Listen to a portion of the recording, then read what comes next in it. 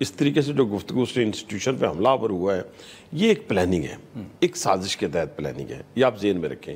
یہ میں آپ اپنے پرانے پروگرام اٹھائیں جس میں بولا کرتا تھا، آج کل تو سارے تواتر کے ساتھ اسی لائن کو لیے ہوئے ہیں۔ میں کہتا تھا کہ پاکستان میں ایک ایسا انسٹیٹیوشن موجود ہے جو اس کی جغرافی سرحدوں کی حفاظت کے لیے مضبوط ترین ہے۔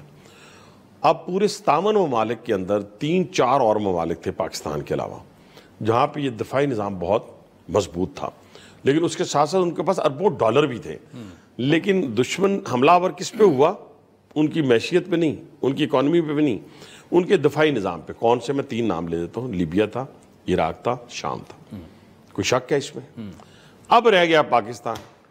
اب جب پاکستان رہ گیا تو اس کے اوپر اب حملہ آور دنیا ہوئی ہے۔ دنیا سے مراد جو دیکھیے ہمارے دشمن ہے پاکستان کے، اس کا اعلیٰ کار بانی پی ٹی آئی پہلے بنا سر، پھر اس نے یہ پود تیار کی علی امین گنڈا پور جیسی، پدی اور پدی کا شوربہ کہ وہ کہے کہ جناب ورنہ ہم فوج کو ٹھیک کر دیں گے، یہ لفظ استعمال کیا گیا نا۔ اس میں تو اب کوئی ڈھکی چھپی بات نہیں ہے کہ میں ڈھکی چھپے الفاظ میں بات کروں، ہم فوج کو سیدھا کر دیں گے۔ یہ وہی شخص ہے عادل صاحب جو منشیات اور شراب کے ساتھ پکڑا گیا تھا۔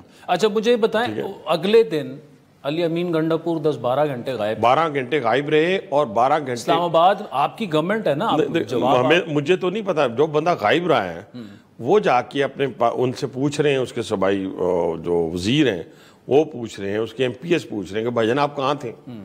آپ کسی کے پاؤں پکڑا ہوا تھا، آپ نے رو رو کے معافی مانگی ہے جو میرے علم میں آیا، ٹھیک ہے جی۔ تو اب انہوں نے ان کو بتایا یہ ہے کہ میں ایک ہائی فائی سیکیورٹی میٹنگ میں تھا۔